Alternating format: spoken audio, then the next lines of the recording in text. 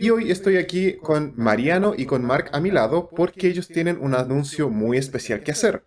Desde ahora, ellos van a estar con su propio programa, el cual se va a llamar Los Ateólogos, donde ellos nos van a contar cada viernes, en un horario paralelo al que se emiten los episodios de nuestra experiencia TEA, cosas muy interesantes. Mariano, Mark, ¿podrían decirnos por favor de qué va a ser este programa que van a tener ustedes ahora aquí en nuestra experiencia TEA? Claro, mi hermano, con gusto.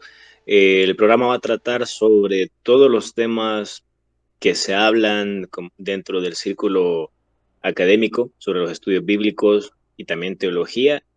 Y pues vamos a empezar voy a decir, revelar todas las cosas que se hablan en ese círculo, pero que para los creyentes de día a día tal vez no sea muy conocido ni tampoco para los ateos. Sí, claro, yo diría que pues si tú eres esa clase de persona que te encanta pues entender el porqué de las cosas, de lo que es la teología, la religión, de profundizar todos esos temas, pues estarías en el lugar adecuado. Así que te invitamos para que te unas a nosotros y que participes con tus comentarios, con tus likes y que te nos unas a este movimiento.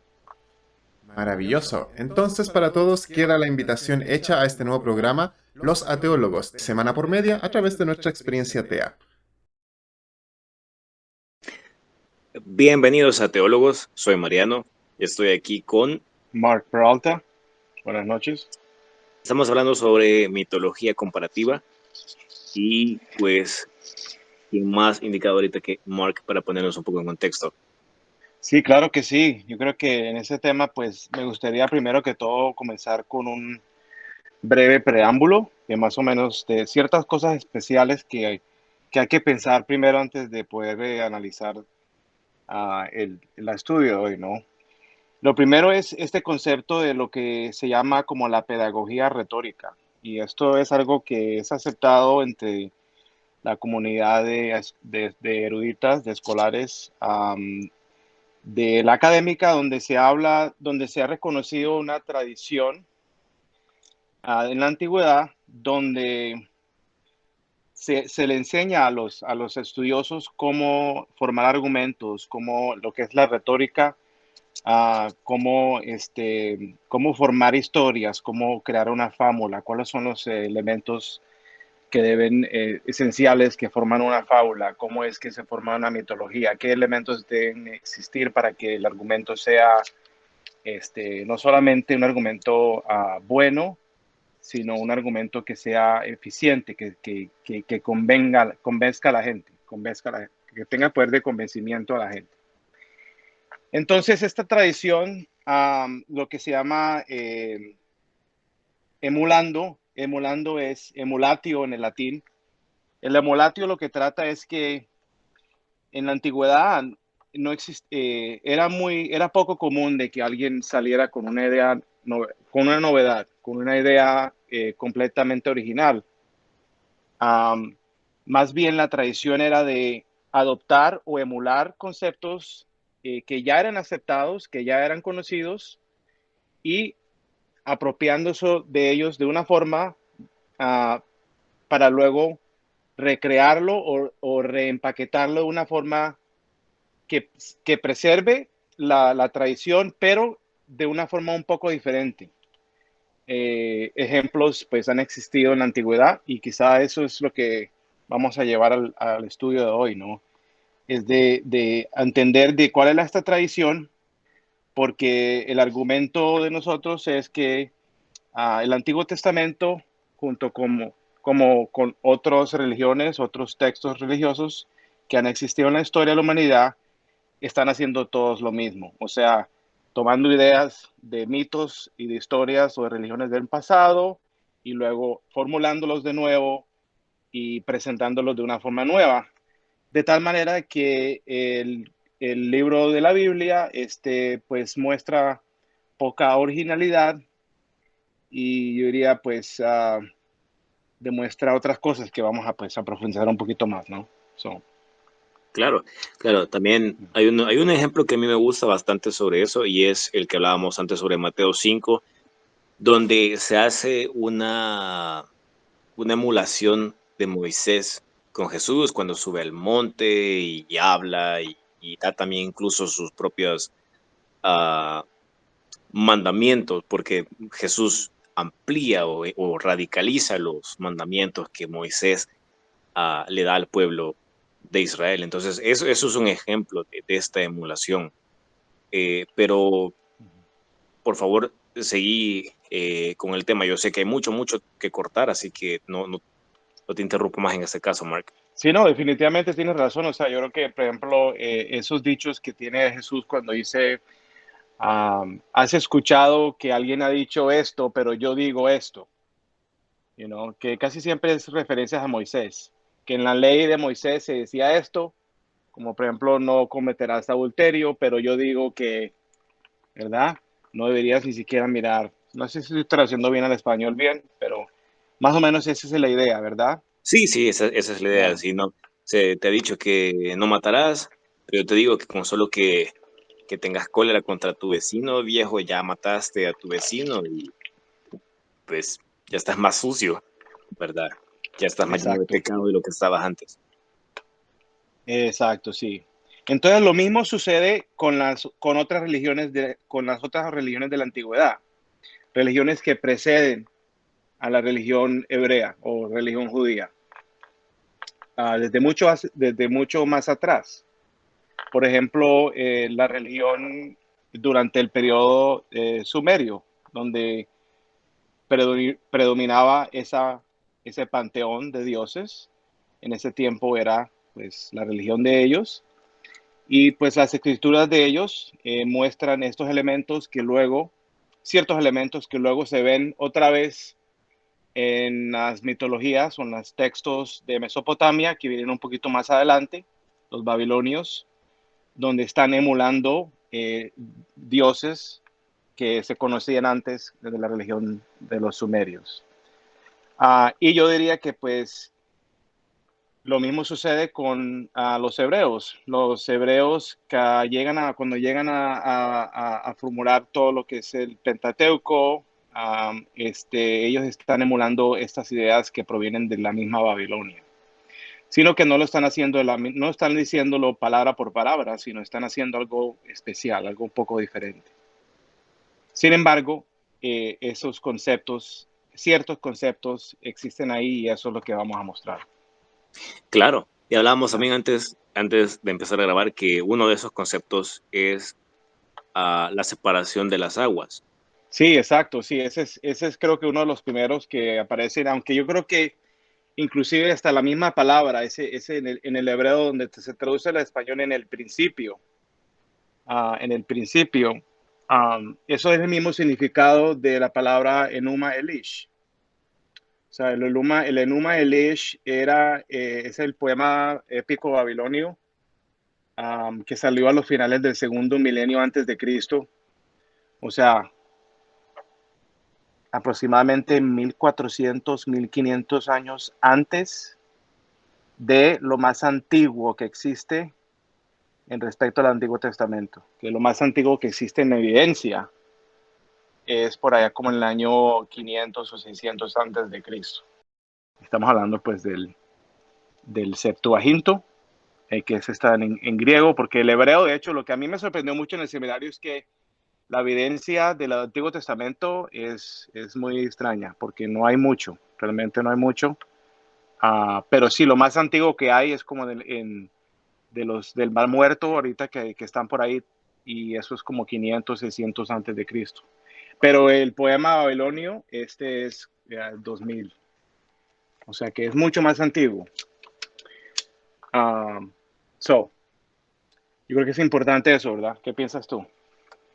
Claro, definitivamente. Yo creo que también podamos entender la magnitud de la antigüedad de estos mitos, que, como Ujú. bien decíamos, nosotros lo vemos como mitos, pero seguramente los babilonios, los sumerios, en su tiempo, esto era el equivalente a lo que nosotros ahora pensamos sobre Jehová, sobre Alá. Así que para ellos esto era la realidad y su día a día. Sí, Y exactamente.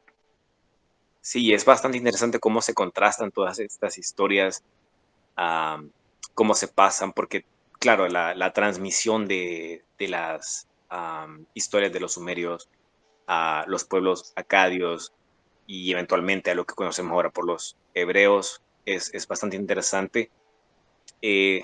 Yo recuerdo, tú conocerás mejor esta parte, pero recuerdo que, por eso mencionaba antes lo de la separación de las aguas, porque si bien hay detalles que cambian, pero es como si los conceptos fueran los mismos, ¿no? Porque los Ujú, sumerios creían que el dios, creo que fue el dios Enlil, ¿no? El que ujú. separó las aguas. Y tú me comentabas anteriormente también que el significado de cielo y de mar en hebreo es muy, eh, bueno, muy interesante. No sé si podrías ampliar esa parte Sí, sobre qué significa en hebreo cielo y mar sí, y este concepto de separar las aguas. sí, es muy interesante porque, o sea, en la antigüedad el pensamiento era de que, o sea, todo lo que se conocía acerca del agua era de que provenía del cielo o que salía de la tierra, ¿verdad? Entonces, eh, en ese tiempo, pues no se conocía lo que era la evaporación, la condensación, la lluvia, lo que es una nube, sino simplemente ellos veían que el agua caía del cielo y pues lo único que ellos podían concluir es que a veces cae, a veces no. Entonces la pregunta es del por qué a veces no cae o por qué no cae la mayoría del tiempo, pero a veces cae. O sea, el agua, ¿cómo es que funciona de esa forma? Entonces yo creo que en ese tiempo la ciencia o la cosmología les decía a ellos pensaban de que como el agua no cae todo el tiempo, entonces algo la debe estar sujetando en el cielo. Entonces ese concepto del agua arriba, de las aguas de arriba y las aguas de abajo, se reflejan en el significado de las palabras. Entonces en el hebreo, por ejemplo, es la palabra shamayim, que significa, la palabra para el cielo es shamayim, que significa las aguas de arriba. Entonces, esa es la palabra.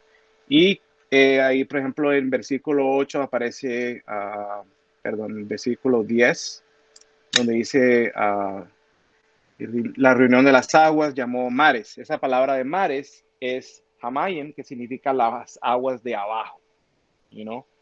Entonces, ¿qué sucede? Que en el idioma acadio, que es el idioma donde que se utiliza en el Enuma Elish, que entre otras cosas el idioma acadio es un idioma que proviene en el mismo, o sea, el hebreo proviene en parte del acadio, o sea, es un idioma más antiguo que el hebreo.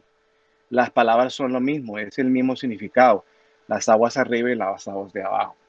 Porque ellos veían que el universo era así, o sea, lo que ellos llaman el cielo era como, ellos lo veían como si fuese un obelisco no es una cúpula, como una cúpula gigante de metal que está sosteniendo toda el agua encima, sino que los dioses pues son los que determinan cuando el agua baja y cuando el agua no baja o cae.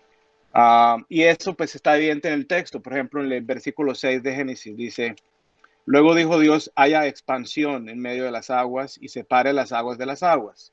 Esa palabra expansión está mal traducida en la Reina Valera.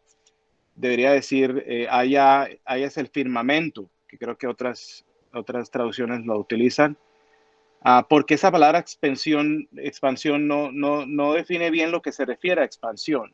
Es un poco ambiguo en la definición. Entonces, lo que realmente esa palabra significa en el hebreo, eso hace referencia a la obra de un metalúrgico, una persona que trabaja el metal, que es como si estuviese formando un plato al martillar el metal, you know?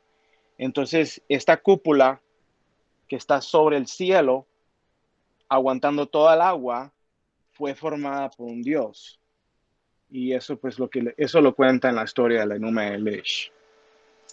Y de ahí proviene ese concepto de que hay aguas arriba y aguas abajo.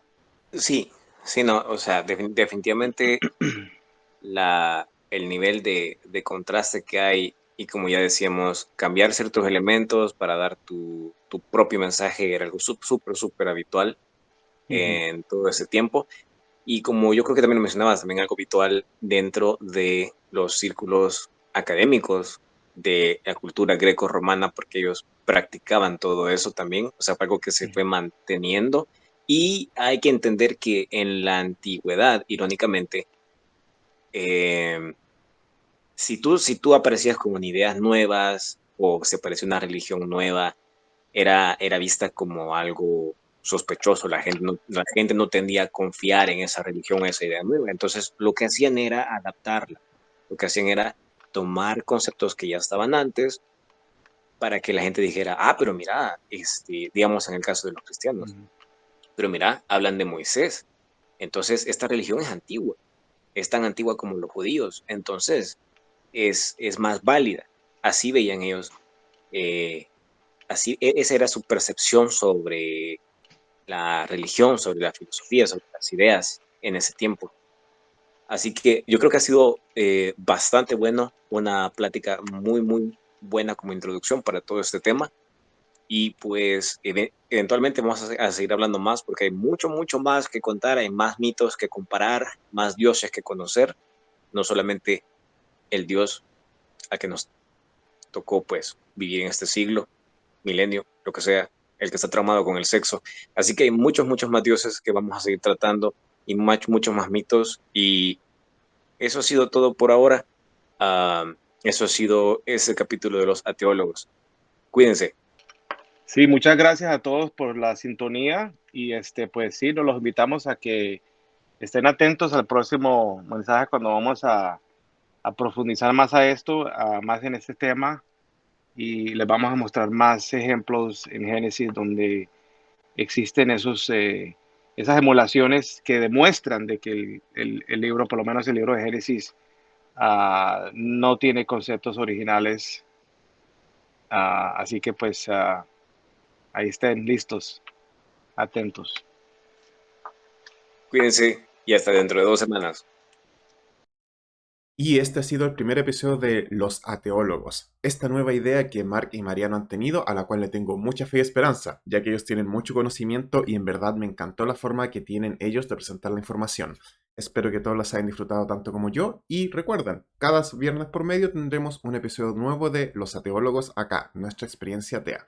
Que estén muy bien, hasta luego.